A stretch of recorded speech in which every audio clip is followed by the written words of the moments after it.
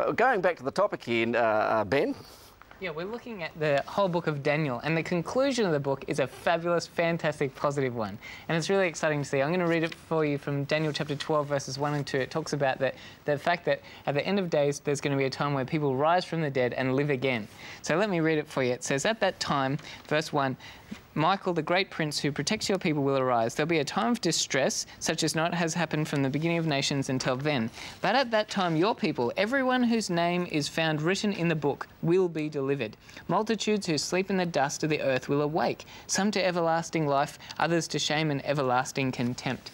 This is an incredibly powerful promise. This is talking about the resurrection of the dead. Now, in movies, we see things like vampires and we talked about it last week, Michael Jackson's Thriller movie or whatever. The resurrection is not going to be quite like that. If someone's dead and they're raised again, they're going to have a perfect, beautiful, fantastic body. It'll still be them, but just the ultimate them that's ever been. That's how God makes you when he resurrects you. So that's pretty exciting. It is. And what surprised me about the book of Daniel when I read it, it's just like the story of the New Testament, but 500 years in advance. It still needs Jesus Christ. It is. And, you know, the heart of the story of Daniel is Jesus. You know, it's got verifiable predictions about when he would come.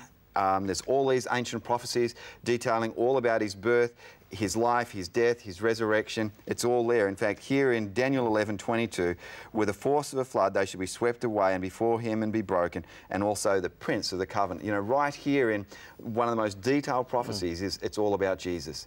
And, you know, for Daniel, Daniel's name means God is my judge, and his God is Christ. And if Jesus is our friend, we have nothing to worry about. It's all good news, and it's all about Jesus. It's pretty freaky. So the angel said that Jesus would be crucified in the days of the Roman Empire. Exactly. That's exactly what the message is. And it's right here in the book of Daniel, and we can have great confidence for our future as a result. Okay, so Daniel believed God is love? Oh, yeah, definitely. He believed God was love. And one of the most paramount reasons why it's so important that we have these predictions in the Bible is not so we're going to go out and invest in the stock markets or anything else, as lovely as that sounds. And it's not so we can have all these conflicts amongst the churches and all these trials. It's so that we can believe without a doubt that Jesus is who he said he was. He came when it was predicted that he was going to come.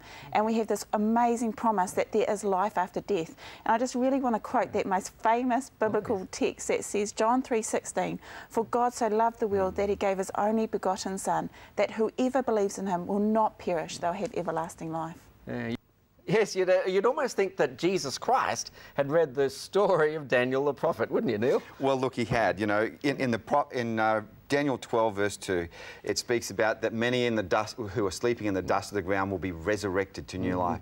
And, you know, that's the core message coming through here, is a message of hope, no matter whether you're facing natural disaster, financial crisis, whatever, that there is hope because God, outside of time, is here to rescue us. Yeah, look, it's just absolutely amazing. And why do I believe the story of Daniel the prophet? It's very simple.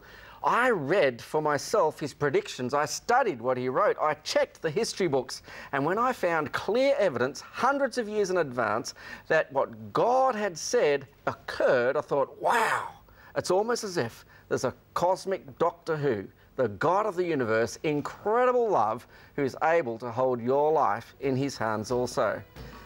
God always sends his answers to you through any crisis in the greatest love.